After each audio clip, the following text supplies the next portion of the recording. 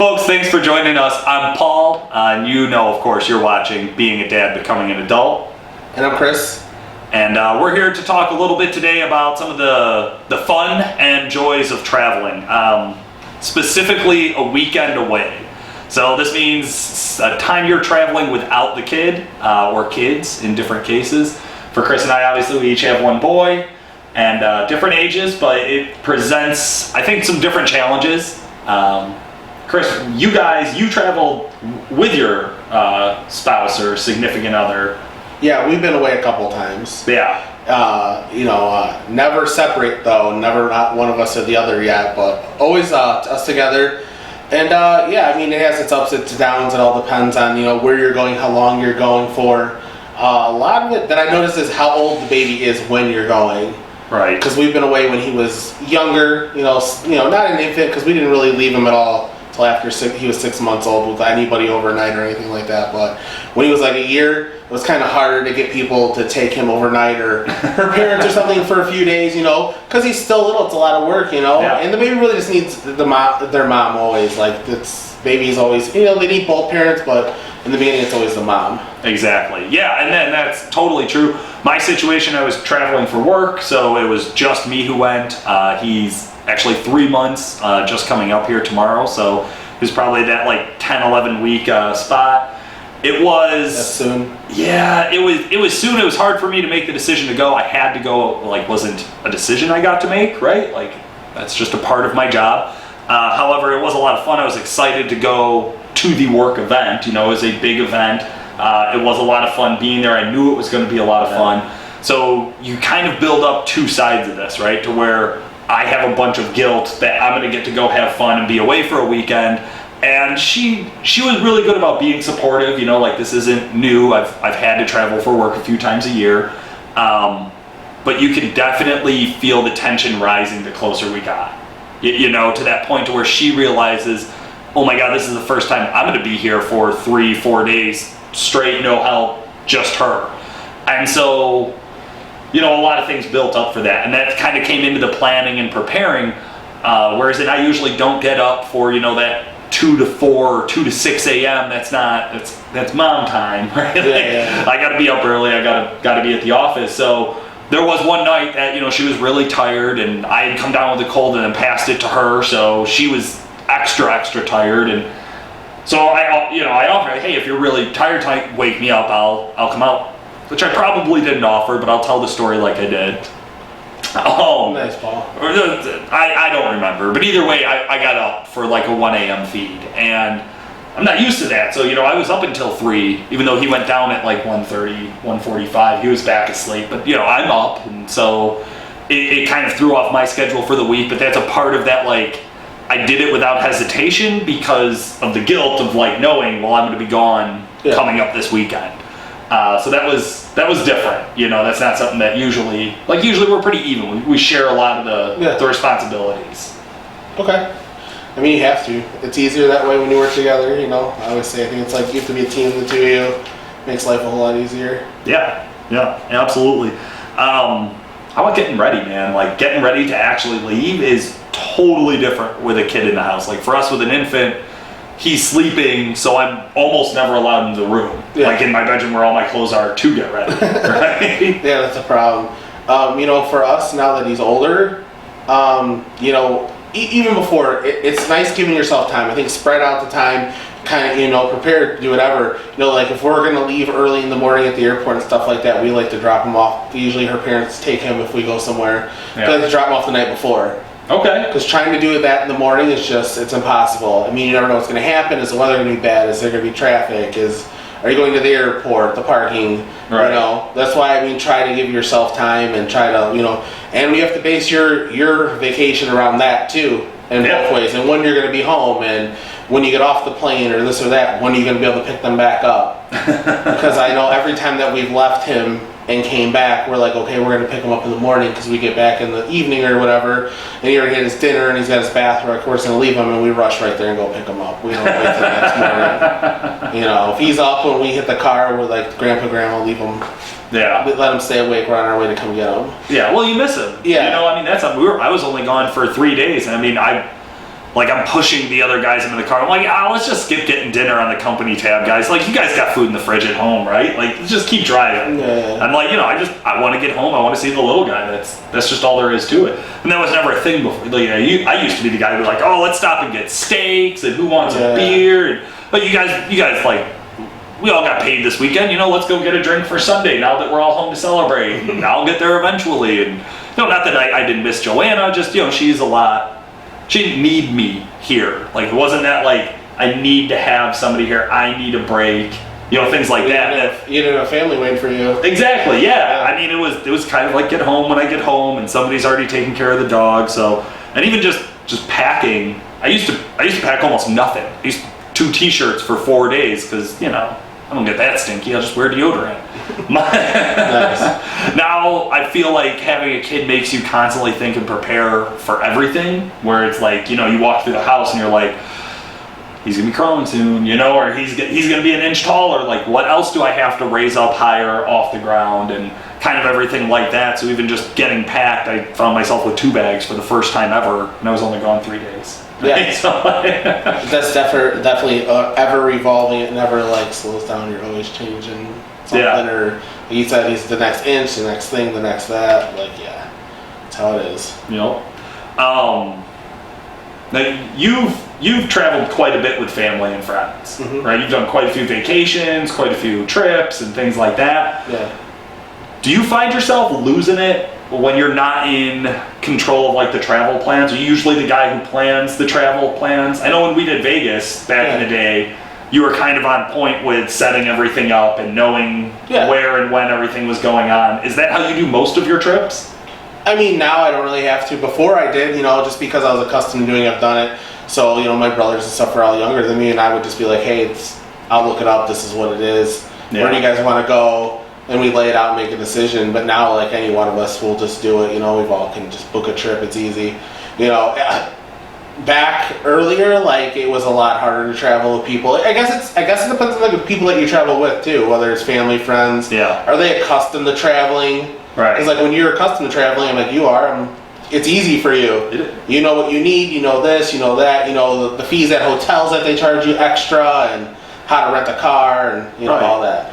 Now when we travel as a family, we got this down pat. Like we're in, we're out. I feel easy. Like eating schedules will be the death of me during travel because everybody I'm with wants to eat at different times or at different places, and that's one of those things that just absolutely annoys me beyond belief. To where I'll eat anywhere, right? So like to me, especially traveling, it's always about what's easy. Now it usually means I eat like shit. So at the end of the whatever trip, I get home and I'm done, right? Like I need to get back on some sort of real food kind of thing, but. Something not cooked in a deep fryer, but eating out. I mean, you're on vacation, you constantly eat out. Yep. When we go on vacations together as a family and stuff like that, I'm a firm believer in if you're hungry, eat. Let's stop and let somebody eat. Otherwise, it's just misery because people get hangry, I guess. Yeah, it's true. And you're traveling with them. Yeah, like everybody eats at different times. That's hard and this and that. So you just like, hey, we're gonna meet at this time, have breakfast, or hey. Say you're hungry, we're going to stop when you're ready. Right. Now, do you still go through, because this used to drive me crazy when we were younger, is that anytime we'd be like, hey, who's hungry? Anybody would say yes. Everybody would be willing to eat. And now you're at a 30-minute discussion of where we're going to order food from or what food we're going to order or who's going to pick it up. Like, do you still deal with that, or has that gotten better? On trips, I don't think so. No, like I said, we got this down pat. So on trips, like, we know if we're going to Orlando or we're going here or there, like these are places we want to go and eat because they don't have this here. There's certain restaurants. Okay. So when we get there, we have a list. And we're like, we'll start knocking them off. Where are we going? Like, let's have, do a little pre-plan. I think that is part of the definitely pre-plan it. And like just throw a bunch of stuff. You don't have to do it all. Right. And if it doesn't work out that way, it doesn't work out that way. But if you're standing there, like you said, well, what do you want? Where do you want to go? Like now you have this whole list. Like, let's knock some of this. Let's do it. I like literally am the guy who pulls up my phone and just like. Voice requests food nearest to me or restaurant nearest to me and you're 1.1 miles. I don't care. I'll eat anything that you're willing to serve, probably, right? Like so I'm really easygoing, but I find not most people are. So, that's usually one of those. That's where I start to get stressed, and it is tough. I will say that is when you're out traveling, it's tough when you get stressed because like for me anyways, it's usually work, right? I few vacations which are you're there to relax, so I'm usually not stressed out and I don't care, and I'm easygoing like that, and so I let other people decide, just go along with it. The work stuff, that's where I find myself when I get stressed. There's like almost no way to de-stress, right? Because I'm there for work, and I'm trying. It's not like, oh, I'll just go home at the end of the night and knock off and do what I want. It's Yeah, I mean, you're away at work. It's really not a vacation or a time away when you're at work. Right. You're there to work.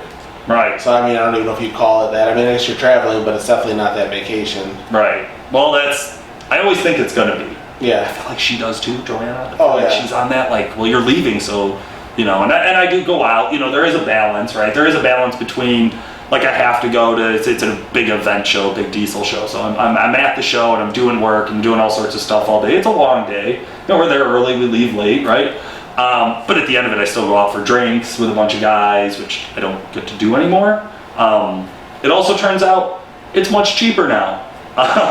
Because about 3 drinks and I'm right where I need to be. I could still walk to the cab, but that's about it. That's about all it takes. It was very, very different being out and seeing the younger crew just getting tore up. Just tore up, having fun.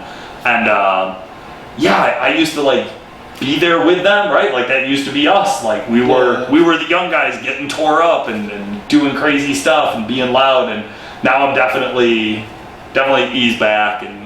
No, I'm gonna have 3 drinks and go home because this kid's gonna wake me up at 7 in the morning. Right. I mean, we're gonna have fun. We're gonna have breakfast. We're gonna have a good time. Yeah. But I'm not sleeping until 10 or 11 o'clock. Right. Yeah. And I'm not doing that with a hangover. Yeah, exactly.